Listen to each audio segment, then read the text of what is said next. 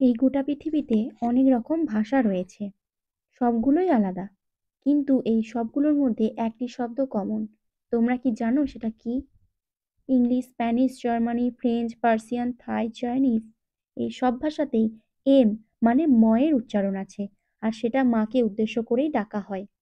ভারতের যেকোনো ভাষার মানুষ মাকে আম্মা, মাতা, মা এসব বলে ডাকলেও ভারতের বাইরে যেমন জার্মানিতে মাটার, ফ্রেঞ্চ মেয়ার, ইটালি মাদ্রে, চাইনিজ মামা আরও অনেক ভাষায় এম অক্ষর জন্মদাত্রীকে ডাকার জন্য ব্যবহার করা হয়।